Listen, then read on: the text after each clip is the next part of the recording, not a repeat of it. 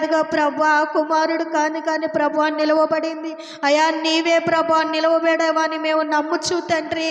అయా ఇదిగో ప్రభా కుమారుల్లో ప్రభా నిన్ను చూసుకొని ప్రభా నిన్ను పోలి ఉన్న ఆత్మను చూసుకొని ప్రభా మా హృదయాలను సరి చేసుకోవడానికి సహాయము దయచేయండి ప్రభా. అయా మమ్మల్ని మేము ప్రభా అయా జ్ఞానము పట్టిన ప్రభా నీ ఎదుట నిలవబడే కృపను మాకు దయచేయండి ప్రభా. ఇదిగో ప్రభా విన్న వాక్యము ద్వారాగా మాకు ప్రభా నీ వాక్యములో మేము జీవించే జ్ఞానము మాకు దయచేయండి. అయా ఇదిగో కుమారుడిని నిలవబెట్టుకున్నప్పుడు ప్రభా నీ నూరంతల ఆత్మతో నింపమని అయా ఇదిగో ఈ చిన్న ప్రార్థనని నీ పాదాల సన్నిధికి చేర్చుకోమని నా ప్రభు నా రక్షకుడైన యేసు అతి పరిశుద్ధమైన నామములో అడిగి వేడుకొని ప్రార్థిస్తున్నాను పరమ తండ్రి. ఆమేన్ ఆమేన్.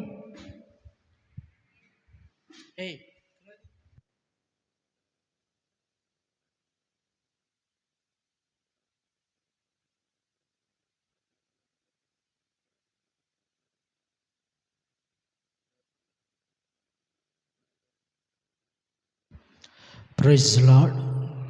దేవుని పరిశుద్ధ నామమునకు మహిమయు ఘనతయు కలుగునుగాక. హల్లెలూయా హల్లెలూయా. సంతోషంగా ఉన్నారు, గట్టిగా చెప్దామా? హల్లెలూయా.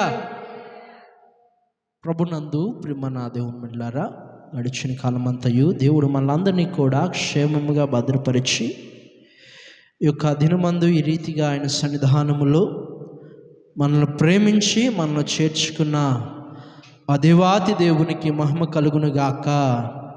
హల్లెలూయా. మంచిది. బైబిల్ ఉన్నవారు చూద్దామా? ఆదికాండము 12వ అధ్యాయము. ఆదికాండము 12వ అధ్యాయము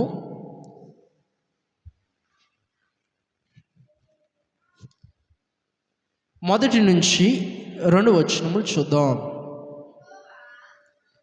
చూద్దామా? అందరూ కూడా బైబిల్ తీయండి. బైబిల్ ఉన్నవారు అందరూ కూడా ఆదికాండము 12వ అధ్యాయము మొదటి నుంచి చదువుతాను.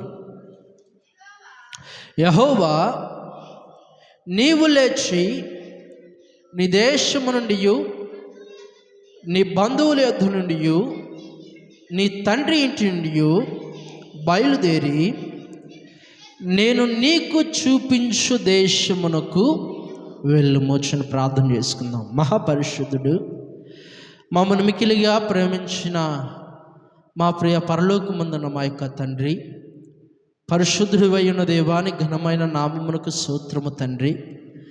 ఆ గడిచిన కాలమంతయు మమ్మల్ని అందరినీ కూడా క్షేమంగా భద్రపరిచిన దేవా, ఈ యొక్క ఆదివారము తండ్రి ఆరాధనా కూడికలో నేను గణపరచుటకు మరి విశేషముగా నేను ఆరాధించుటకు మీరు మాకు చూపుతున్న ఇటువంటి విలువైన కృపను బట్టి నీకే వందనము దేవా.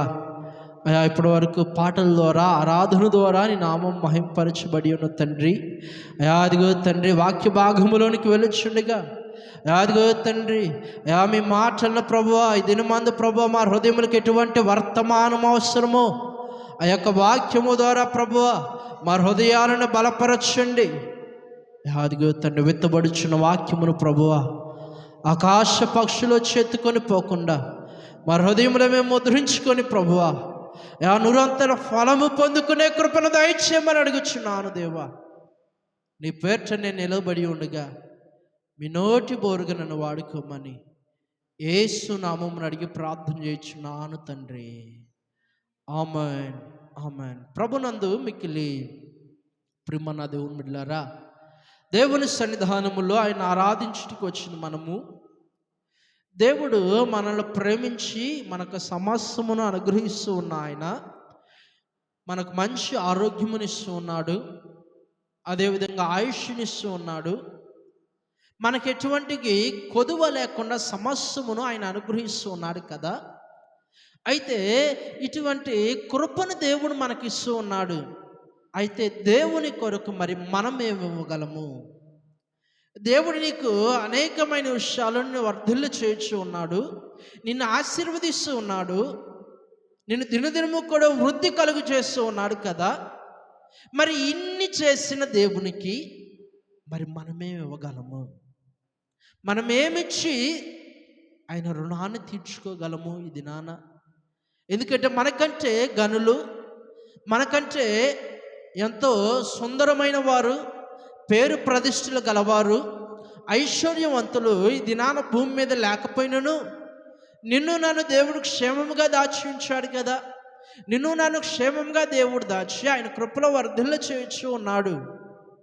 మరి ఇటువంటి ఉచితమైన కృపను దేవుడు మనకిస్తే మనము ఆయనకి ఏమిచ్చి ఆయన రుణం తీర్చగలము, ఆయన ఏ విధముగా మనం గణపరచగలము ప్రియమైన దేవుని బిడ్డలారా?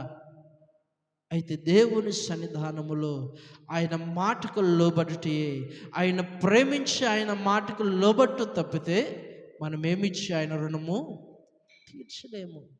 ఎందుకని ఇక్కడ అబ్రహాముతో దేవుడైన యెహోవా మాట్లాడుచున్న మాట ఏంటంటే, మనం గమనించినట్లయితే అబ్రహాము అనే వ్యక్తిని మనం గమనించినట్లయితే అనేక పర్యాయాలు అబ్రహాము గురించి ధ్యానించుకున్నాం. మరొకసారి మనం గమనించినట్లయితే ఈ యొక్క అబ్రహాము యొక్క వృత్తి ఏంటి అంటే, చెక్క బొమ్మలను తయారు చేసుకొని దానిని అమ్ముకొని జీవనాన్ని కొనసాగిస్తున్న వ్యక్తి అబ్రహాము. అయితే ఒకానొక సమయమందు అబ్రహాముకు దేవుడనే యెహోవా వాక్కు ప్రత్యక్షమై ఈ విధంగా మాట్లాడుతూ ఉన్నది.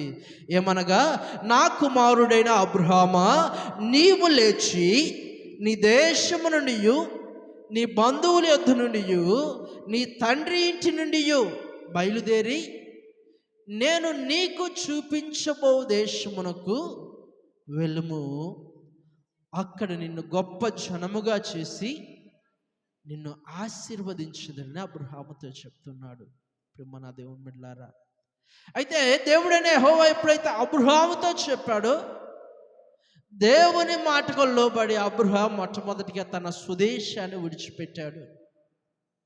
అబ్రహాము విశ్వాసులకు తండ్రిగా ఎలాగ మార్చబడ్డాడు అనగా, అబ్రహాం యొక్క విశ్వాసం గొప్పదిగా ఎలాగ ఎంచబడుతూ ఉన్నదంటే, అబ్రహాము దేవుని మాటకు లోబడి తన స్వదేశాన్ని విడిచిపెట్టాడు, తన బంధుమిత్రులను విడిచిపెట్టి దేవుడు ఏదైతే చెప్పాడో తనకు చూపించబో దేశమునకు బయలుదేరి ప్రయాణమై వెళ్ళిపోతూ ఉన్నాడు ఆయన మాటను బట్టి.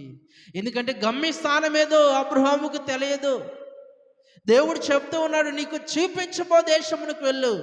ఫలానా దేశము, ఫలానా ప్రాంతం అని అబ్రహాముకు చెప్పలేదు, కానీ నేను నీకు చూపిస్తాను, ఆ మార్గమును నడిచి వెళ్ళు అంటున్నాడు. ప్రియమైన దేవుని బిడ్డలారా, తద్వారా అబ్రహాము అలాగ బయలుదేరి వెళ్ళుచూ ఉండగా ఆ యొక్క ప్రయాణంలో అనేకమైన శ్రమలు, అనేకమైన ఇబ్బందులు, అనేకమైన కరువులు, అనేకమైన భయంకరమైన పరిస్థితులు ఎదురైనా అబ్రహాము విశ్వాసాన్ని విడిచిపెట్టకుండా దేవుని యందు నమ్మకముతో ఉన్నాడు. తద్వారా అబ్రహాము ఆశీర్వదించబడుతూ వచ్చాడు. ప్రియమైన దేవుని బిడ్డలారా, ఎందుకంటే దేవుడు చేసిన మేలులకు మనం ఏమిచ్చి ఆయన రుణము తీర్చగలము? అబ్రహాము అయితే తన దేశాన్ని విడిచిపెట్టాడు. అబ్రహాము అయితే తన బంధుమిత్రులు విడిచిపెట్టాడు. ప్రియమైన దేవుని బిడ్డలారా, అదేవిధంగా మనం గమనించినట్లయితే కొత్త నిబంధన గ్రంథంలో కూడా మరొక స్త్రీని మనం చూడొచ్చు. లూకా సువార్త చూద్దామా? కొత్త నిబంధన గ్రంథంలో యోహాను సువార్త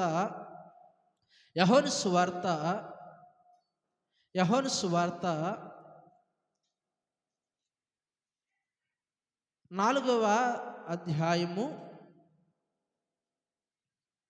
యోహాను సువార్త 4వ అధ్యాయము 4వ వచనం చూద్దామా? 4వ అధ్యాయము 4వ వచనము. ఆయన సమరయ మార్గమున వెలుచుండును గనుక యాకోబు తన కుమారుడైన యేసోబుకిచ్చిన భూమి దగ్గరున్న సమరయలోని సుకారు అను ఒక ఊరికి వచ్చెను. అక్కడ యాకోబు బావి ఉండెను గనుక యేసు ప్రయాణం వలన అలసి ఉన్న రీతిన ఆ బావి యొద్ద కూర్చునెను.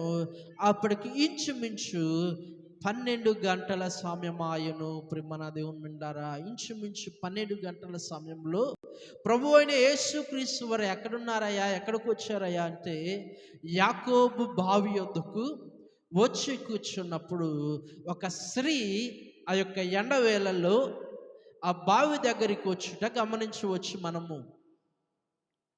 ఆ యొక్క బావి దగ్గరికి వచ్చి ఆమె ఆ నీరు చదువుకొనుచుండగా ప్రభు అయిన యేసుక్రీస్తు వారు అంటారు కదా, అమ్మా కొంచెం నాకు నీరు ఇవ్వు, దాహముగా ఉన్నది కనుక కొంచెం నీరు దయచేయమని ఇవ్వమని ఆమెను అడిగినప్పుడు ఆమె అంటుంది, అయ్యా మీరైతే సమరయులు, మేమైతే పాపులం, మాకు మీకు సాంగత్యము. మీరైతే యూదులు, మేమైతే సమరయులమయ్యా. మీరు యూదావారు, మీరు పరిశుద్ధులై ఉన్నారు, మేమైతే సమరయ స్త్రీలము, సమరయ జనాంగము. అనగా పాపమునకు మాదిరిగా ఉండబడిన మేము, మాకు మీకు సాంగత్యం లేదు కదా అని ఆమె చెప్తూ ఆమె అనుకుంటుంది తన జీవితంలో. ఆమె జీవితం ఏ విధముగా ఉన్నదంటే, ఆమె జీవితంలో ఎటువంటి కొదువ లేదు, కానీ సిరి సంపదలన్నీ కూడా సంపన్నముగా ఉన్నవి, కానీ ఆమె దేనికి దగ్గరగా ఉన్నదంటే పాపానికి దగ్గరగా ఉన్నది. మనం గమనించినట్లయితే ఆమె పాపమునకు లోబడిపోయి ఉన్నది. ఎందుకనగా ఆమెతో అంటూ ఉంటాడు కదా, మా ఇదిగో ఆమెతో చెప్తూ తన జీవితం గురించి ప్రభు అయిన యేసుక్రీస్తు వారు చెప్తూ ఉంటాడు. నీ పెనిమిటిని పిలుచుకొని రా అంటే ఆమె అంటుంది, నాకు పెనిమిటి లేడయ్యా అన్న సమయంలో అంటాడు కదా, నీకు ఇప్పటికి ఎంతమంది ఉన్నారంట అక్కడ చూద్దామా 17వ వచనం చూడమ్మా. ఆ స్త్రీ నాకు పెనిమిటి లేడనగా యేసు ఆమెతో, నాకు పెనిమిటి లేడని నువ్వు చెప్పిన ఆ మాట సరి అయినదే, కానీ నీకు 5 ఎంతమంది ఉన్నారంట? నీకు 5 పెనిమిటిలు ఉన్నారు. ఇప్పుడున్నవాడు కూడా, అంటే తన యొక్క జీవితాన్ని కూడా ఆయన చెప్తూ ఉన్నాడు. ఆమె ఎందుకు ఎండవేళ్ళ వచ్చి ఉన్నది అంటే, ఉదయకాలం వస్తే ఎవరు ఆమెను చూసి దూషిస్తారేమో, ఎవరు ఆమెను చూసి నిందిస్తారేమో అని ఎవరో లేని సమయంలో ఆమె వస్తే ఈయన ఆమెను చూసి అంటున్నాడు, ఆమెతో మాట్లాడుతూ ఉన్నాడు ప్రభు అయిన యేసుక్రీస్తు వారు. నీ యొక్క జీవితం ఈ విధముగా ఉన్నది, ఈ మాదిరిగా నీ జీవితం ఉన్నదని ఆమెతో చెప్తున్నప్పుడు ప్రియమైన దేవుని బిడ్డలారా, ఎందుకంటే ఆమెకు ధనము కొదువు లేదు, కానీ మరి ఏది కొదువైందంటే సమాధానము కొదువైపోయింది. తన జీవితంలో భయము, సమాధానము లేని పరిస్థితి, హృదయ వేదన, ఎవరేమంటారు, నలుగురిలోకి వస్తే ఎవరు ఏ విధముగా నిందిస్తారు అని ఒక హృదయ వేదన కలిగి ఆ స్త్రీ వచ్చిన సమయంలో ప్రభు అయిన యేసుక్రీస్తు ఆ స్త్రీతో మాట్లాడుతూ ఉన్నాడు, అమ్మా అని మాట్లాడుతూ ఉన్నాడు. ఎందుకంటే దేవుడు అంత ఘోర పాపినైన ప్రేమతో ప్రేమించేవాడు.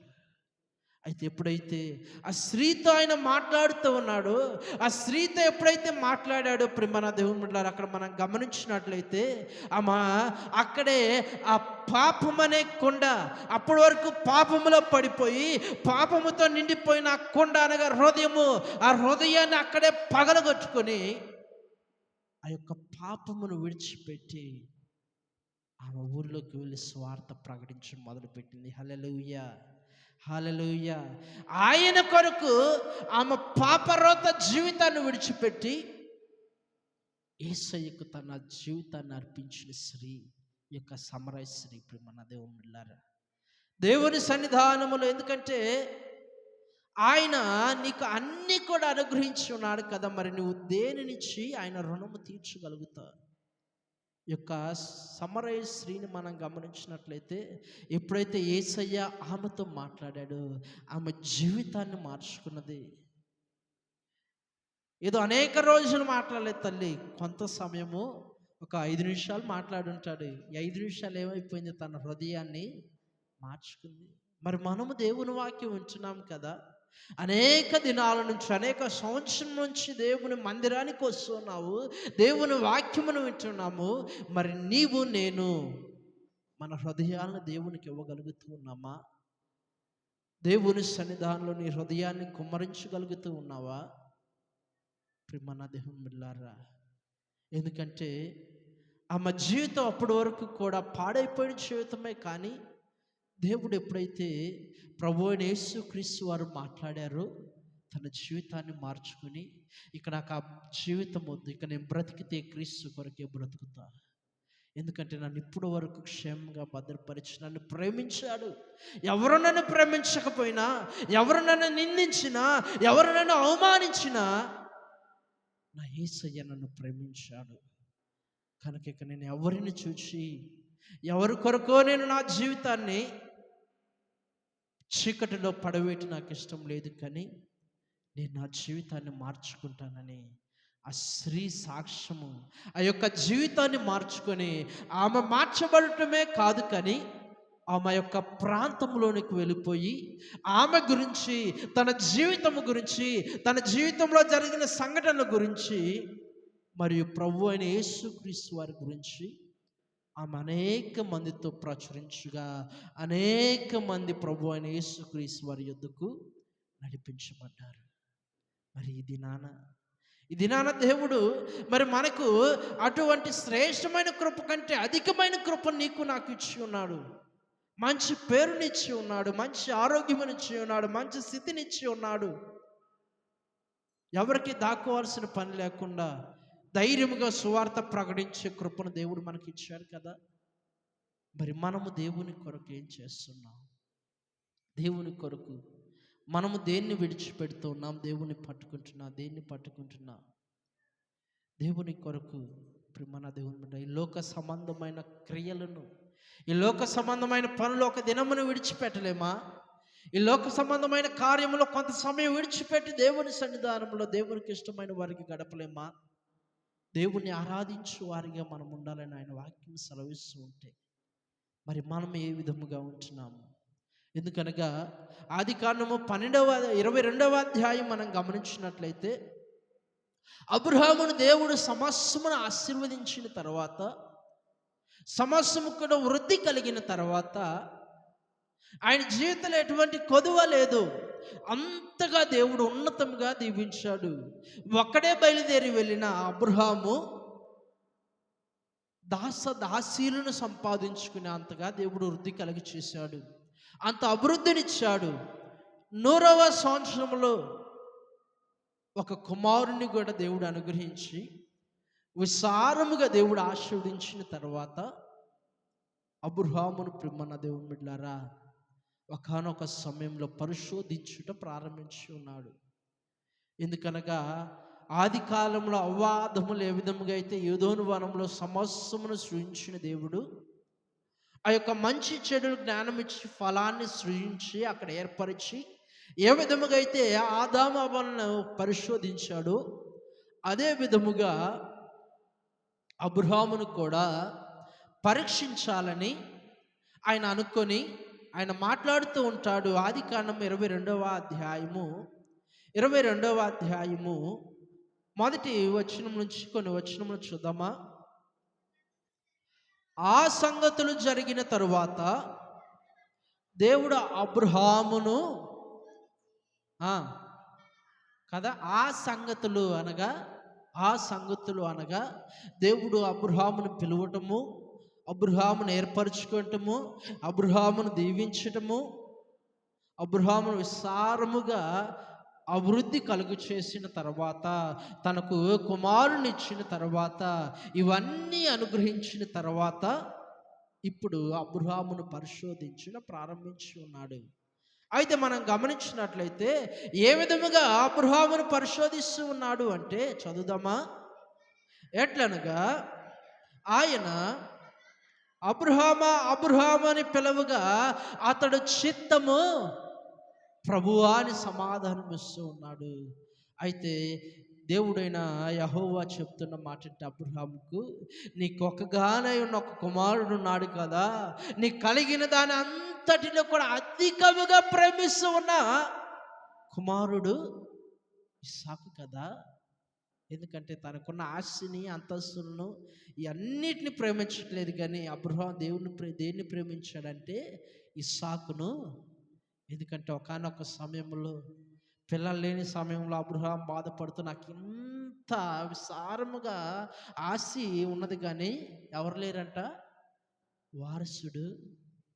వారసుడు లేదే అని బాధపడుచున్నా అబ్రహామును దేవుడు దర్శించి, అబ్రహాము శారాలను దర్శించి ఇచ్చిన కుమారుడు ఇస్సాకు ఉన్నాడు కదా, నువ్వు ఎంతగానో ప్రేమించిన ఆ కుమారుణ్ణి, చదువు తల్లి, అనగా నీవు ప్రేమించిన ఇస్సాకును తీసుకొని మోరియా దేశమునకు వెళ్ళి అక్కడ నేను నీతో చెప్పబో పర్వతముల్లో ఒకదాని మీద కదా, ఒకదాని మీద ఏం చేయాలంట? దహన బలిగా.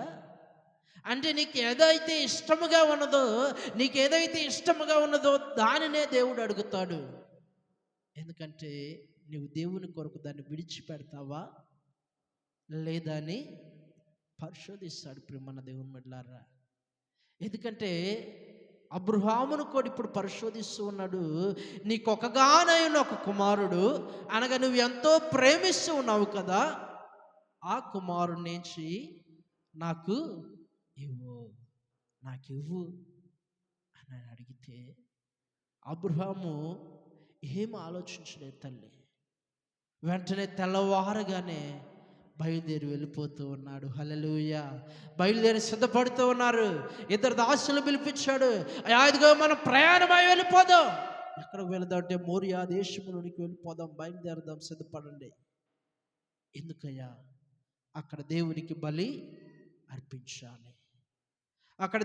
బలి అర్పించాలి, బయలుదేరదామని తన కుమారుణ్ణి, తన యొక్క దాసులిద్దరిని కూడా సిద్ధపరిచి వారు ప్రయాణమైపోతూ ఉన్నారు. 3 దినములంత ప్రయాణము కూడా వారు ప్రయాణించి ఉన్నట్లుగా మనము లేఖనంలో గమనించవచ్చు.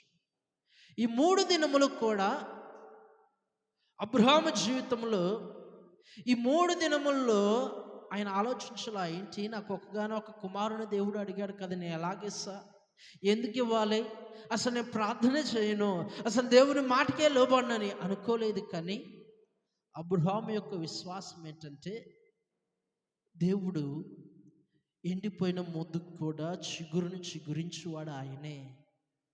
ఎందుకంటే నా జీవితంలో అన్నీ కూడా, సమస్తము కూడా, నా శరీరం మొత్తం ఉడికిపోయినా, నా భార్య శ్రీధర్మం కోల్పోయినా కూడా నా దేవుడు నాకు కుమారుని ఇచ్చాడంటే ఆయన ఇచ్చిన వాడు మరలా తీసుకునే దేవుడు కాడు. ఖచ్చితంగా ఒకవేళ నా కుమారుణ్ణి బలిగా అర్పిస్తే తిరిగి మరలా బూడిద నుంచి అయిన నా కుమారుడు నాకు దేవుడు ఇస్తాడు. నాకు విశ్వాసం ప్రియమైన దేవుని బిడ్డలారా, ఒక యొక్క విశ్వాసముతో అబ్రహాము ఏం చేస్తాడంటే తన కుమారుని ఇవ్వటానికి కూడా వెనుదీయలేదు.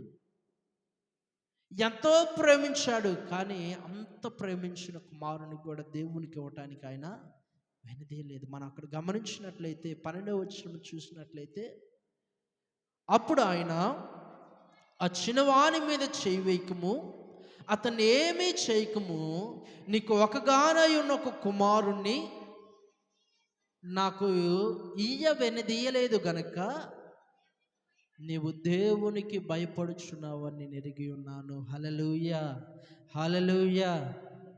మరి అబ్రహామును పరిశోధించిన దేవుడు ఈ దినాన్ని నిన్ను కూడా పరిశోధిస్తే, దేవుని కొరకు మరి నువ్వు దేన్ని విడిచిపెడుతూ ఉన్నావు? అబ్రహాము దేన్నైతే అమితముగా ప్రేమించాడో దానినే దేవుడు కూడా కోరుకుంటే ఏం చేశాడంట? ఆయన కుమారుని ఇవ్వటానికి కూడా ఆయన వెనుదీయలేదు. ప్రియమైన దేవుని బిడ్డలారా, మరి ఈ దినాన మనము దేని కొరకు ప్రాకులాడుతున్నాం, దేని కొరకు వెంబడిస్తూ ఉన్నాం? ఎందుకంటే ఈ లోకములో అనేకమైన సిరి సంపదల కొరకు వెంబడిస్తూ దేవుని మందిరానికి దూరం అయిపోతూ ఉన్నాం, దేవుని సన్నిధికి దూరం అయిపోతూ ఉన్నాము. తద్వారా ఎటువంటి ఆశీర్వాదం నువ్వు పొందుకోలేకపోతూ ఉన్నావు. ఎందుకంటే అబ్రహాము జీవితంలో అధికమైన ఆశీర్వాదం ఎప్పుడొచ్చిందయ్యా అని మనం గమనించినట్లయితే, ఎప్పుడైతే తనకి ఇష్టమైన ఇస్సాకును దేవుడికి ఇవ్వటానికి కూడా వెనుదీయలేదో అప్పుడు దేవుడు ఆశీర్వదించడం మొదలుపెట్టాడు. అంటాడు, ఇదిగో నీ సంతానము భూమి మీద ఇసుక రేణు వలె ఉంటారని ఆ దినాన్ని వాగ్దానం చేశాడు. ఎందుకంటే ఆయన వెనుదీయటానికి, ఆయన ఎంతో ఇష్టమైన దాన్ని కూడా దేవుని కొరకు త్యాగం చేయటానికి సిద్ధపడ్డాడు. ఈ దినాన చాలామంది ఈ లోకపరమైన దాన్ని ప్రేమించి దేవుణ్ణే దూరం చేసుకుంటూ ఉన్నారు, కానీ దానిని మాత్రము విడిచిపెట్టట్లేదు. ప్రేమ నా దేవులారా, ఈ దినాన చాలామంది ధనము కొరకు, ఇక లోకపరమైన విషయాల కొరకు వెంబడిస్తూ దేవుని మందిరాన్ని విడిచిపెడుతూ ఉన్నారు. ఎందుకంటే ఈ లోకమైన విషయాల్లో అయితే ఏదైనా కదా, ఆదివారం వచ్చిందంటే అమ్మో ఈరోజు ఇంటికాడ ఉంటే ఇంత ధనం వ్యర్థంగా పోద్దేమో, అదే వేరొక రోజు ఏదన్నా చిన్న ఫంక్షన్ వచ్చిందనుకో, మరి ఆ రోజు ధనం పోద్దని ఆలోచింపరు. కానీ ఎప్పుడు ఆలోచిస్తారంట? దేవుని మందిరంలోకి వెళుదాం అన్నప్పుడు మాత్రం లోకపరమైన విషయాలన్నీ గుర్తుకొస్తూ ఉంటాయి. ఇప్పుడు మన దేవుని బిడ్డలారా, ఎందుకంటే దేవుని మందిరాన్ని విడిచిపెట్టి నువ్వేమీ సంపాదించుకున్నది వ్యర్థమైన వాక్యం సెలవిస్తుంది. క్షణికకాలమైన ఆనందము కొరకు నిత్య రాజ్యమును విడిచిపెట్టి వెళ్ళిపోతూ ఉన్నారు. అయితే ఈ దినాన దేవుని సన్నిధికి వచ్చిన మనము దేనిని సంపాదించుకుంటూ ఉన్నాము, దేనిని విడిచిపెడుతూ ఉన్నాము దేవుని సన్నిధానంలో? సమరయ స్త్రీ తన జీవితాన్ని, పాత రోత జీవితాన్ని విడిచిపెట్టింది, ఆమె నూతనముగా మార్చబడింది. అబ్రహాము తనకిష్టమైన వ్యక్తిని కూడా దేవుని కొరకు విడిచిపెడుతూ ఉన్నాడు. మరి దినాన నీవు నేను దేనిని విడిచిపెడుతూ ఉన్నాము, దేన్ని పట్టుకొని ఉన్నాము? ఎందుకంటే అపొస్తలుడైన పౌలు గురించి కూడా మనము ఒకసారి గమనించినట్లయితే ప్రియమైన దేవుని బిడ్డలారా, రోమా సామ్రాజ్యములో అపొస్తలుడైన పౌలు ఒక అధికారిగా నియమించబడి ఉన్నాడు. ఎందుకంటే ఎక్కడైతే యేసుక్రీస్తు వారి గురించి ప్రార్థన చేస్తూ ఉన్నారో, ఆరాధిస్తూ ఉన్నారో, అక్కడ వారిని హతము చేయటానికి ఒక తాకీదును కూడా సిద్ధపరుచుకుని బయలు వెళ్ళిన సౌలు, దేవుడు ఎప్పుడైతే మాట్లాడాడో సౌలుతో, ఎప్పుడైతే దేవుడు అతన్ని దర్శించి ఉన్నాడో, సౌలు పౌలుగా మార్చబడి తన యొక్క అధికారాన్ని, తన యొక్క పాత జీవితాన్ని విడిచిపెట్టి నూతనముగా మార్చబడ్డాడు. పౌలు అంటాడు, బ్రతుకుట క్రీస్తే, చావైతే నాకు మేలే. నేను బ్రతికితే క్రీస్తు కొరకే బ్రతుకుతాను. నాకు ఈ లోకపరమైన అధికారం వద్దు, ఈ లోకపరమైన సిరి సంపద నాకు వద్దు, కానీ ఈ లోకపరమైన గుర్తింపు నాకు వద్దు, కానీ నేను బ్రతికితే క్రీస్తు కొరకే బ్రతుకుతానని సిద్ధపడుతూ ఉన్నాడు. ఈ లోకంలో మరి మనము దేని కొరకు సిద్ధపడుతూ ఉన్నాము? దేని కొరకు నీవు నేను ఆయన సన్నిధానంలో ఉన్న మనము ఆశీర్వాదమునకు వారసులు అవ్వాలంటే నీవు దేనిని మొట్టమొదట దేవునికి ఇవ్వదలుచుకుంటున్నావు? నీ సమయాన్ని దేవునికి ఇస్తున్నావా? నీ యొక్క సమయాన్ని దేవునికి ఇస్తున్నావా? నీ యొక్క హృదయాన్ని దేవునికి ఇస్తున్నావా? ఎందుకంటే ఆయన అంటాడు కదా, యెషయా గ్రంథంలో ఒక మాట అంటూ ఉంటాడు, చూద్దామా? యెషయా గ్రంథం 29వ అధ్యాయము, యెషయా గ్రంథం 29వ అధ్యాయము చూద్దామా? యెషయా గ్రంథం 29వ అధ్యాయము 13వ వచనం చూద్దామా? ఎందుకంటే ఆయన ఈ విధంగా మాట్లాడుతూ ఉంటాడు. యెషయా గ్రంథము 29వ అధ్యాయము 13వ వచనము, ప్రభు ఇలాగ సెలవిచ్చుచున్నాడు, ఈ ప్రజలు నోటి మాటతో నా యొద్దకు వచ్చుచున్నారు, పెదవులతో నన్ను గణపరుస్తూ ఉన్నారు, కానీ తమ హృదయాలు నాకు కదా. ఈ ప్రజలు ఏం చేస్తున్నారయ్యా అంటే, ఈ ప్రజలు నోటి మాట ద్వారా నా యొద్దకు వస్తూ ఉన్నారు, వారు పెదవులతో మాత్రమే నన్ను గణపరుస్తూ ఉన్నారు, కానీ పెదవులతో మాత్రమే నన్ను ఆరాధిస్తూ ఉన్నారు, కానీ వారి హృదయాన్ని నాకు దూరం చేసుకుంటూ ఉన్నారు. వారి హృదయం నాకు చాలా దూరముగా ఉన్నదని ఆయన మాట్లాడుతూ ఉన్నాడు. ప్రేమ దేవుని బిడ్డలారా, దేవుడేమో ఆయన మన హృదయాన్ని కోరుకుంటూ ఉంటే మనము అదే హృదయాన్ని ఏం చేస్తున్నాం అంటే దేవుడి నుంచి దూరము చేసుకుంటూ ఉన్నాము. అందును బట్టి ఆయన అంటూ ఉంటాడు, అందును బట్టి ఆయన యెషయా గ్రంథం 1వ అధ్యాయం 1వ వచనంలో అంటూ ఉంటాడు, ఆకాశం ఆలకించు ఓ భూమి చెవియొగ్గి, నేను పిల్లల్ని పెంచి గొప్పవారిగా చేసి కానీ వారు నా మీదే తిరుగుబాటు చేస్తున్నారు. వారికి కావాల్సిన ప్రతీది నేను వారికి సమకూరిస్తే ఈ దినాన వారు నా మీదే తిరుగుబాటు చేస్తున్నారు. ఎందుకంటే వారి హృదయం నాకు దగ్గరగా లేదు.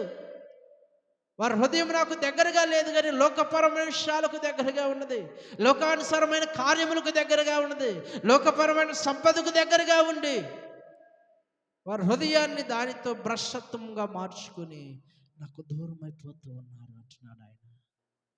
ఈ దినాన మరి ఈ వాక్యం ఉంచిన మనం అందరము కూడా మన హృదయము దేవునికి దగ్గరగా ఇవ్వగలుగుతున్నామా?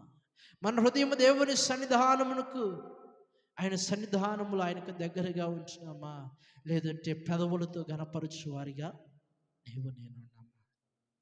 ఎందుకనగా ప్రేమ నా దేవుని బిడ్డలారా, దేవుని సన్నిధానంలో నువ్వు వృద్ధి కలుగు చేయాలంటే, నువ్వు ఆశీర్వాదములకు వారసులుగా మార్చబడాలంటే, మొట్టమొదటిగా నీ హృదయం దేవునికి దగ్గరగా ఉండాలి. నీవు దేవునికి నీ హృదయాన్ని అర్పించే వారిగా ఉండాలి. నీకేదైతే ఇష్టమో దానిని విడిచిపెట్టి దేవుని సన్నిధానములో నిలవబడు వారిగా ఎప్పుడైతే మనం ఉంటామో అప్పుడు దేవుడు మనల్ని వర్ధిల్ల చేస్తూ ఉంటాడు. ఇప్పుడు మన దేవుని బిడ్డలారా, మన కష్ట సమయంలో, మన ఇబ్బందుల్లో కూడా దేవుని గణపరచు వారిగా ఎప్పుడైతే మనము నిలిచి ఉంటామో అప్పుడే ఆయన మనల్ని గణపరుస్తూ ఉంటాడని వాక్య భాగం తెలియగా తెలియపరుస్తుంది. ఎందుకంటే పాత నిబంధన గ్రంథములో దానియేలు గ్రంథము మనం గమనించినట్లయితే, దానియేలు గ్రంథము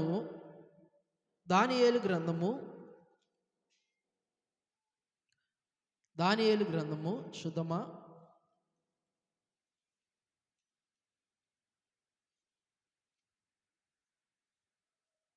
దానియేలు గ్రంథము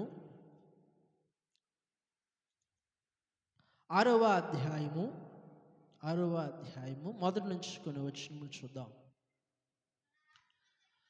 తన రాజ్యం అంతటి పైన అధిపతులుగా ఉండుటకు 120 మంది అధిపతులను నియమించుటకు దర్యావేషుకు ఇష్టమాయను.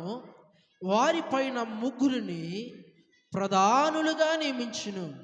ఆ 3లో దానియేలు ముఖ్యుడు. ప్రియమైన దేవుని బిడ్డలారా, ఇక్కడ మనం గమనించినట్లయితే ఇక్కడ ఒక రాజ్యములో, ప్రియమైన దేవుని బిడ్డలారా, బబులోను రాజ్యములో ఒక రాజు 120 మంది అధిపతులను ఆ యొక్క ప్రాంతములు లేదంటే ఆ యొక్క దేశములో వారు ఉంచినప్పుడు ఆ యొక్క 120 మంది మీద కూడా 3లో ఒక వ్యక్తి దానియేలు. ఎందుకు ఈ దానియేలును ఆ విధముగా ఉంచి ఉన్నాడంటే, అసలు దానియేలు యొక్క జీవితాన్ని మనకు గమనించినట్లయితే ఒక దేశమునకు బానిసగా తీసుకురాబడిన వ్యక్తి దానియేలు. అనగా ఆ యొక్క ఇశ్రాయేలు దేశమును జయించి ఆ యొక్క దేశం నుంచి కొంతమంది యవనస్తులను బానిసలుగా ఈ బబులోను రాజు తీసుకొని వచ్చి ఉన్నాడు. అయితే దానియేలు రాజరికములో రాజు కుటుంబంలో పుట్టిన వ్యక్తే, కానీ రాజు కుటుంబంలో పుట్టిన వ్యక్తి బబులోను దేశమునకు బానిసగా తీసుకురాబడ్డాడు. అయితే ఏ దినానికి కూడా దానియేలు కృంగిపోలేదు, కానీ ఏంటి నా జీవితం అని కృంగిపోలేదు, కానీ దేవుని యందు భక్తి కలిగి లోబడి ఉన్నాడు. అయితే మనం గమనించినట్లయితే ఒక దానియేలు జీవితంలో ఆ యొక్క భక్తి వలన లేదంటే ఆ యొక్క దానియేలు ప్రవర్తన వలన ఆ యొక్క దేశంలోనే ప్రధానుడిగా దానియేలును స్థిరపరిచాడు. అంటే ఒక దాసునిగా తీసుకొచ్చిన వ్యక్తిని ఎలాగుంచాడంట ఇప్పుడు కదా, రాజ్యమంతటిలో కూడా ముఖ్యుడిగా ఉంచాడు. అయితే మనం గమనించినట్లయితే దానియేలు యొక్క ప్రవర్తన మనం గమనించినట్లయితే 3వ వచనం చదువుదామా? ఈ దానియేలు అతి శ్రేష్టమైన బుద్ధి గలవాడై ప్రధానులలోను అధిపతుల్లోనూ ఖ్యాతి నొంది ఉన్నాడు గనుక రాజ్యమంతటి మీద అతన్ని నియమింపవలనని రాజు ఉద్దేశించి ఉన్నాడు. రాజ్యమంతటి మీద కూడా ఆ వ్యక్తిని ముఖ్యుడిగా నియమించాలి. ఎందుకంటే అతని యొక్క ప్రవర్తన ఏ విధముగా ఉన్నదంటే, అతని యొక్క ప్రవర్తన శ్రేష్టమైన బుద్ధి కలిగి ఉన్నాడు. ప్రియమైన దేవుని బిడ్డలారా, శ్రేష్టమైన ఆలోచన కలిగి ఉన్నాడు. అయితే వారందరూ కూడా ఇక 120 మంది కూడి ఈ యొక్క దానియేలు మీద పగబట్టారంట. ఎందుకంటే మన అందరికంటే ఆ వ్యక్తి ఎటువంటి ప్రవర్తన కలిగి ఉన్నాడు? శ్రేష్టమైన ప్రవర్తన కలిగి ఉన్నాడు. ఎందుకంటే చాలామంది చెడు చేయి వారిని ఎవరు పట్టించుకోరు, కానీ మంచి చేసేవారిని ఏం చేస్తారంట? వారి మీదే, అవునా కదా? ఇప్పుడు ఈ 12 మంది, ఈ 120 మంది వారి జీవితంలో అనేకమైన లోకపరమైన ఆలోచనలు ఆలోచిస్తూ ఉంటే, దానియేలు శ్రేష్టమైన బుద్ధి కలిగి రాజుకి ఎంతో నమ్మకంగా జీవిస్తున్నందున ఈ 120 మంది కూడా దానియేలు మీద పగబట్టారు. అయితే అనుకుంటున్నారు, దానియేలు మీద ఏదో ఒక తప్పు అనేది మోపాలి. ఈ దానియేలు అతి శ్రేష్టమైన బుద్ధి గలవాడు అనుకుంటున్నాడు కదా. అయితే ఈ యొక్క శ్రేష్టమైన వ్యక్తి, తన జీవితము పరిశుద్ధంగా ఉన్నది గనక ఈ పరిశుద్ధమైన జీవితాన్ని చెడగొట్టాలి అంటే ఇతని మీద ఏదో ఒక తప్పు మోపాలి. ఎందుకంటే ఈ లోకంలో జీవిస్తున్న మనం కూడా దేవునికి లోబడి జీవిస్తున్నప్పుడు అనేకమైన శ్రమలు లోకము నుంచి రావచ్చు. ఎందుకంటే ఆ యొక్క దానియేలు జీవితంలో కూడా వారు 120 మంది కూడా ఆలోచిస్తూ ఉన్నారు, ఏ విషయంలో దానియేలును పట్టుకోవాలి, ఏ విషయంలో ఇతన్ని శిక్షించాలి, ఏ విషయంలో ఇతను తప్పుగా ఎంచబడాలని ఆలోచిస్తూ ఉంటే వారందరూ కూడా గమనిస్తూ ఉన్నప్పుడు ఏ విషయంలో కూడా దానియేలు జీవితంలో తప్పు అనేది దొరకలేదంట. హల్లెలూయా, హల్లెలూయా కదా. ఏ విషయంలో దొరకలైతే ఇక తర్వాత ఆఖరికి ఆలోచించి అంటున్నారు, దానియేలును దేవుని విషయంలో తప్పితే ఏ విషయంలో కూడా అతని మీద తప్పు మనము మోపలేము. మరి ఏం చేద్దామయ్యా అంటే, అప్పుడు వీరు 120 మంది కూడా కలిసి రాజు దగ్గరకు వెళ్ళి ఒక శాసనాన్ని సిద్ధపరుస్తూ ఉంటారు. ఏంటంటే, రాజా, ఇదిగో 1 నెల రోజుల పాటు ఈ రాజ్యంలో ఉన్న ఏ వ్యక్తి కూడా ఏ దేవుడికి మొక్కకూడదు, ఏ దేవుడికి ప్రార్థించకూడదు. ఏ అవసరం వచ్చినా రాజు అయిన నీ దగ్గరకు వచ్చి మాత్రమే చెప్పాలి. ఒకవేళ ఈ యొక్క నిబంధన కాదని ఎవరైనా కూడా ఏ దేవునికైనా మొక్కినా ప్రార్థించినా వారిని సింహాల బోనులో వేయాలని ఒక శాసనాన్ని సిద్ధపరిచారంట. హల్లెలూయా, హల్లెలూయా. ఎవరి కొరకు ఈ శాసనం అంటే ఆ రాజ్యంలో ఉన్న అందరి ప్రజల కొరకు కాదు. మరి ఎవరి కొరకు అసలు సిద్ధపరిచింది? దానియేలు కొరకు సిద్ధపరిచి రాజ్యం అంతటి మీద ఇది తెచ్చారంట. ఈ రాజ్యములో, బబులోను రాజ్యములో ఎవరైనా కానీ ఈ యొక్క 1 నెల రోజులు ఏ దేవునికి ప్రార్థన చేయకూడదు, ఏ దేవుణ్ణి ఆరాధించకూడదు, ఎవరి దగ్గరికి వెళ్ళి మొక్కకూడదని ఒక శాసనాన్ని సిద్ధపరిచి, ప్రియమైన దేవుని బిడ్డలారా, ఆ యొక్క శాసనం మీద రాజు ముద్ర వేసి అనేక ప్రాంతాలు సాటింపు చేసిన తర్వాత ఈ విషయము దానియేలుకు తెలిసి ఉండగా మనం అక్కడ గమనించినట్లయితే చూద్దామా, 10వ వచనం 12వ వచనం చూద్దామా, 10వ వచనం. ఇట్టి శాసనము సంతకము చేయబడిన దానియేలుకు తెలుసుకుని అతడు తన ఇంటికి వెళ్ళి యథా ప్రకారం అనుదినము ముమ్మారు ఏం చేశాడంట? అనుదినము ముమ్మారు మోకాలించి ప్రార్థన చేశాడంట. హల్లెలూయా.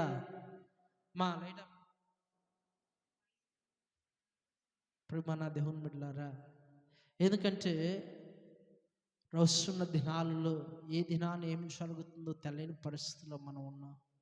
అయితే ఆ దినాన శాసనాన్ని అలాగూ రాయించిన సమయంలో ఆ విషయం తెలిసి కూడా దానియేలు ప్రార్థించడం మాత్రము మానలా. మనం గమనించినట్లయితే ప్రార్థించడం మానలేదు, కానీ మరి ఏం చేశాడంటే మరలా ఆయన ఇంటికి వెళ్ళి యెరూషలేము తట్టు కిటికీలు తీసి మోకరించి ప్రార్థన చేయట ప్రారంభించి ఉన్నాడంట.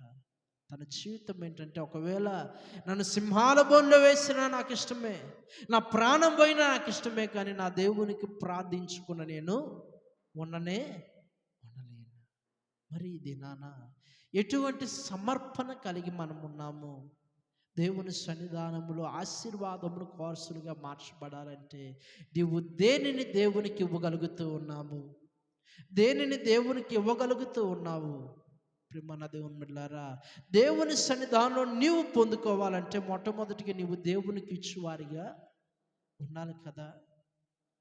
మరి నువ్వు దేవుని మాటకు లోబడుతూ ఉన్నావా? దేవుని స్వరమునకు లోబడుతూ ఉన్నావా? దేవునికి నీ సమయాన్ని ఇచ్చేవారిగా నువ్వు ఉన్నావా? లేదంటే ఈ లోకమైన ఆలోచనలు కలిగి, లోకమైన తలంపులు కలిగి, లోకమైన క్రియలు కలిగి నడుచుకుంటూ ఉన్నామా? ప్రభు అయిన యేసుక్రీస్తు వారు ఒకానొక సమయంలో లూకా సువార్త మనం చూద్దామా? లూకా సువార్త 5వ అధ్యాయము, లూకా సువార్త 5వ అధ్యాయము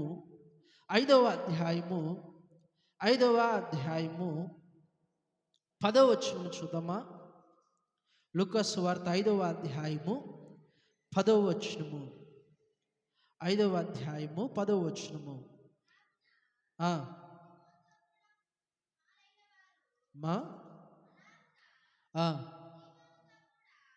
పాలివారైన జెబెదయి కుమారులకు యాకోబు యెహోను విస్మయం పొందిరి. ఇక్కడ మనం గమనించినట్లయితే ప్రియమైన దేవుని బిడ్డలారా, ప్రభు అయిన యేసుక్రీస్తు వారు గన్నే సరస్సు తీరమును నిలిచి ఉన్నప్పుడు ఆ సరస్సు తీరమున 2 దోణెలు ఉన్నాయి.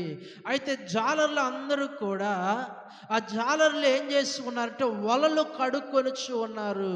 వలలు శుభ్రపరుచుకుంటూ ఉండగా ప్రభు అయిన యేసుక్రీస్తు వారు అక్కడ సీమోను అనే ఒక వ్యక్తి యొక్క ఓడని ఎక్కి ఆయన చెప్తూ ఉన్న మాట ఏంటంటే ప్రియమైన దేవుని బిడ్డలారా, ఆ యొక్క 3వ వచనం మనం గమనించినట్లయితే ఆయన దోణెల్లో సీమోనుదైన ఒక దోణి ఎక్కి దరి నుంచి కొంచెము త్రోయమని అతను అడిగిను.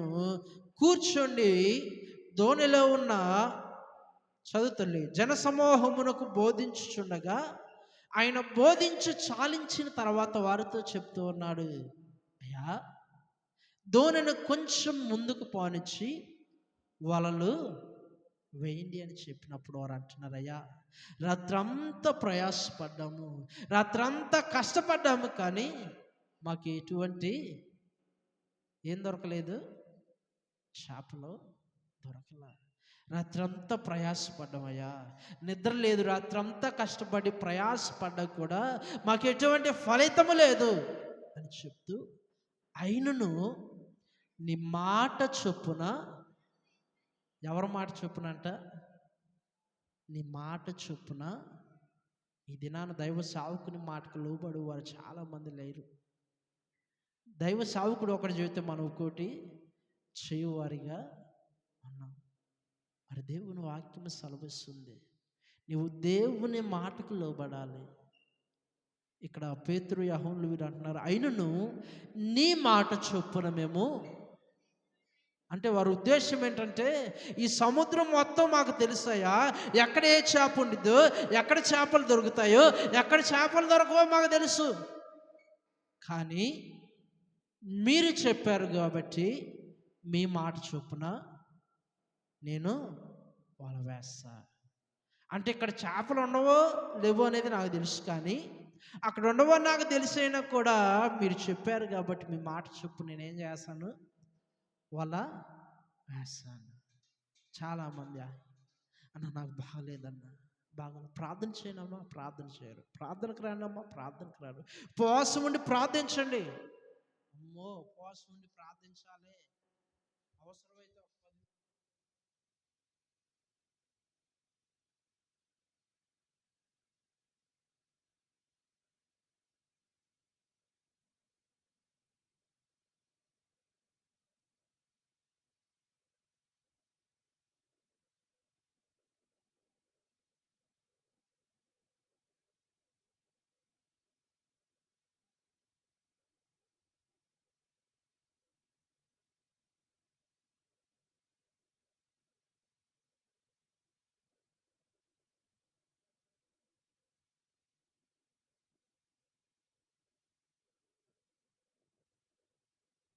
ఉన్నారైతే వీరైతే అంటున్నారు, నీ మాట చొప్పున మేము వల, నీ మాట చొప్పున, నీ మాట చొప్పు నేను వల వేస్తానని ఎప్పుడైతే చెప్పాడో అక్కడ మనం చదువుకున్నట్లయితే, చదవండి తల్లి, చూడండి ఒకసారి చూడమ్మా.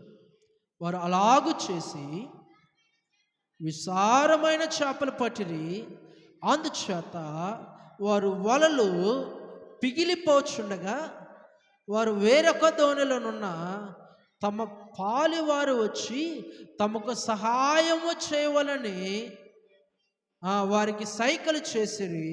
వారు వచ్చి 2 దోణెలు మునుగునట్లు నింపిరి. సీమోను పేతురు అది చూచి యేసు మోకాలు ఎదుట సాగిలపడి, ప్రభువా నన్ను విడిచిపొమ్ము, నేను పాపాత్మున్నని చెప్పాను. అయితే వారు అది చూచి అయితే ఇంక పేతురు యెహోవాలెమ్మనే మోకాల మీద పడి, అయ్యా మేము పాపులమయ్యా, మేము పాపాత్ములమయ్యా, మేము పాపిని అని పశ్చాత్తాపపడి ఆయన కాళ్ళ మీద పడగా, అయితే ప్రభు అయిన యేసుక్రీస్తు వారు వారితో చెప్తూ ఉన్నాడు. చదువుదామా అమ్మా? 10వ అలాగూ సీమోనుతో కూడా పాలివారైన కుమారులు యాకోబును యెహోవాను విస్మయం పొందిరి. అందుకు యేసు భయపడకుము, ఇప్పటి నుండి నీవు మనుషులను పట్టు జాలరులుగా చేదునని వారితో చెప్పగా, వారు దోణెలను దరికి చేర్చి సమస్తమును విడిచిపెట్టి విడిచిపెట్టారంట వీళ్ళు? ఆ యొక్క వలను విడిచిపెట్టారు, ఆ దోణలను విడిచిపెట్టారు, ఆ చేపలను విడిచిపెట్టి సమస్తమును విడిచిపెట్టి ఎక్కడికి వచ్చారంట? యేసయ్య దగ్గరికి వచ్చారు. వారికి అదే జీవనాధారము, అదే వారికి ఇష్టమైనది.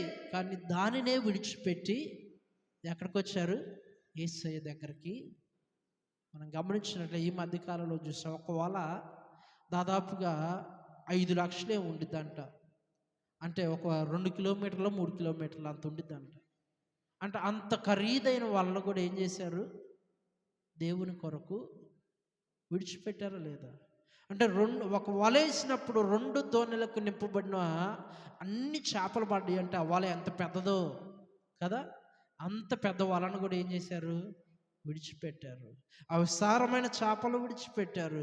అన్నిటి విడిచిపెట్టి ఇవేమి మాకు వద్దయ్యా, ఇప్పటి వరకు మా జీవనాధారం ఇదే, మాకు ఇష్టమైనది ఏంటంటే చేపలు వేటే మాకు ఇష్టమైనది, చేపలకు పోవటం, సముద్రం మీదకు పోవటం, ఇదే మాకు ఇష్టమైన జీవనాధారం ఏమో, కానీ ఈ దినం నుంచి దానిని విడిచిపెట్టి నేను నిన్ను వెంబడిస్తా అంటున్నాడు. ఎందుకంటే దేవుని దగ్గర మనం ఏదైతే విడిచిపెడతామో తద్వారా దేవుడు అంతకంటే అభివృద్ధిని దేవుడు అనుగ్రహిస్తూ ఉంటాడు. అయితే పేతురు అనుకోగలిగిన సందర్భంలో అంటూ ఉంటాడు, అయ్యా నేను మీ కొరకు మేమందరం కూడా సమస్తమును విడిచిపెట్టావు కదా, మరి మాకేంటయ్యా అంటే ఆయన అంటాడు కదా, ఒకానొక తీర్పు దినమందు నా యొక్క సింహాసనము పక్కన ఎదురు 12 సింహాసనముల మీదురు మీరు కూర్చుంటారు. అంటే ఈ లోకములో తనకిష్టమైన వలలో ఆ యొక్క వృత్తిని విడిచిపెట్టడం వలన దేవుడు ఏమిచ్చాడు? పరలోక రాజ్యంలో ఒక అధికారాన్ని ఇచ్చాడు. పరలోక రాజ్యంలో ఒక అధికారాన్ని ఇచ్చాడు. ఆ యొక్క సింహాసనముల మీద వారు ఏం చేయబడతారంట? 12 మంది కిరీటాలు పెట్టుకొని కూర్చుంటున్న ఒక అధికారాన్ని దేవుడు ఇచ్చాడు. మరి మనకి ఎటువంటి స్థానము పరలోకంలో ఉంటుందని ఆలోచిస్తూ ఉన్నారు కదా.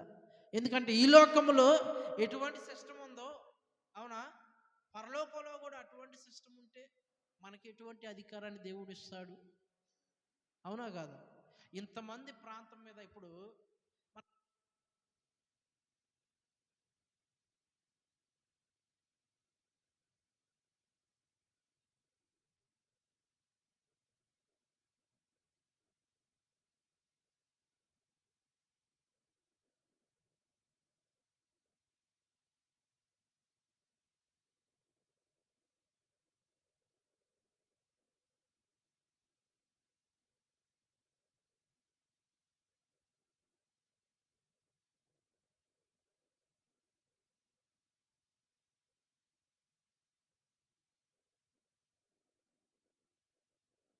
దేవుని కొరకు నీకు ఇష్టమైన దానిని భూమి మీద ఏదైతే విడిచిపెడతావో పరలోక రాజ్యంలో దాని ఫలము అధికముగా మార్చబడుతున్నది. మరి మనం దేన్ని విడిచిపెడుతున్నాం? దేవుని సన్నిధానంకి వచ్చి మనము దేన్ని విడిచిపెడుతున్నాం? దేవుణ్ణి పట్టుకుంటూ ఉన్నాము. చాలామంది దేవునికి ఇవ్వటానికి ఏం చేస్తారు?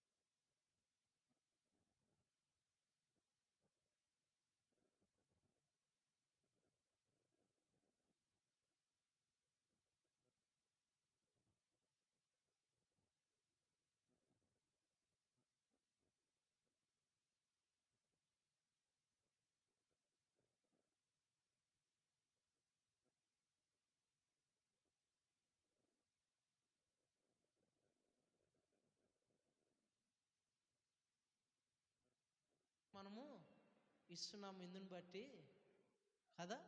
ఈ లోకపరమైన విషయాలకి ఎంతో ప్రాముఖ్యతనిస్తున్నావు నీవు.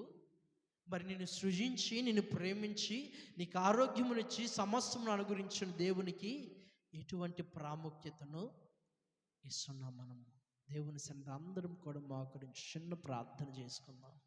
మరి దేవుని కొరకు మనం ఎటువంటి ప్రాముఖ్యతనిస్తున్నాం? దేవుని కొరకు దేనిని విడిచిపెడుతూ ఉన్నావు? దేవుని కొరకు దేన్ని పట్టుకుంటూ ఉన్నావు? ఎందుకంటే దేవుని సన్నిధికి వచ్చిన మనం ఒక్క నిమిషం అందరం కూడా మోకరించి చిన్న ప్రార్థన.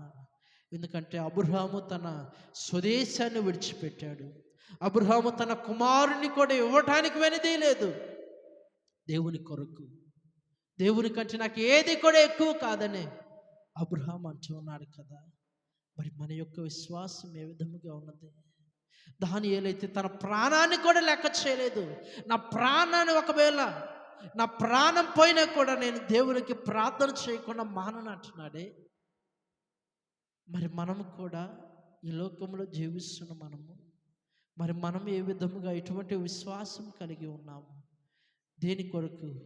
దేవుని కొరకు ఏమైనా కూడా నీకు ఏదైతే ఇష్టమో దాన్ని దేవుని కొరకు ఇవ్వటానికి సిద్ధంగా ఉన్నావా? ఒకవేళ దేవుడు ఒకవేళ అడిగితే నువ్వు ఇస్తావా?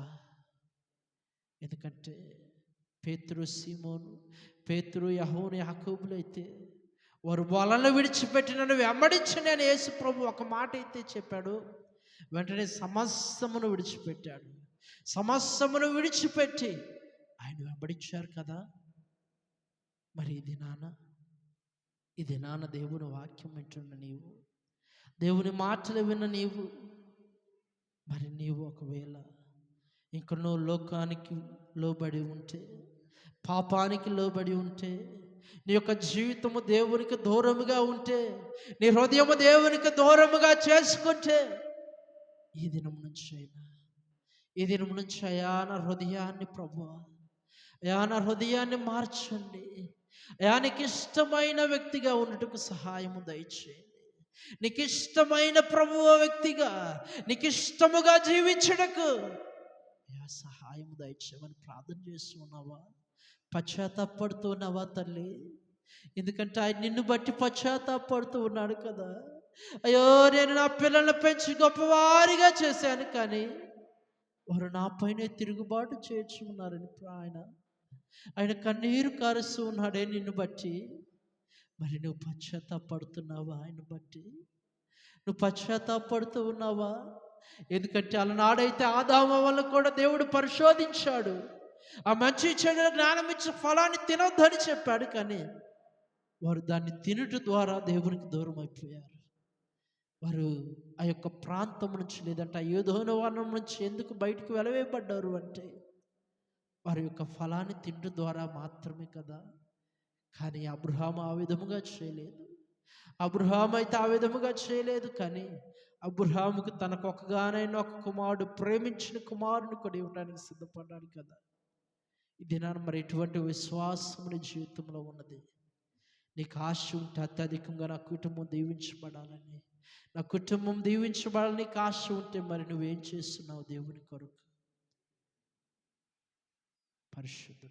పరిశుద్ధుడా చిన్న ప్రార్థన నీ కొరకు నువ్వు ప్రార్థించగలవా? దేవుని సన్నిధానంలో అడుగుచు ఉన్నావా? దేవా, నా కుటుంబాన్ని మార్చండి, దేవా నా జీవితాన్ని మార్చండి. ఆ సమరయ స్త్రీ ఏ విధముగా అయితే తన పాపం అనే కొండను అక్కడే విడిచిపెట్టేయదు, ఈ దినానే ప్రభు నాలోని నీకు ఇష్టమైన కార్యములుంటే ఈ దినమందే విడిచిపెట్టి ఆయనకి మాదిరికరముగా, ఆయనకి ఇష్టమైన జీవితాన్ని ప్రభువా కొనసాగించుటకు నీ కృప చూపండి. అదిగో తండ్రి, ఆయనకి ఇష్టమైన వారిగా జీవించుటకు మీ కృపను చూపండి. దేవానికి స్తోత్రం. దేవా ప్రార్థన చేయండి.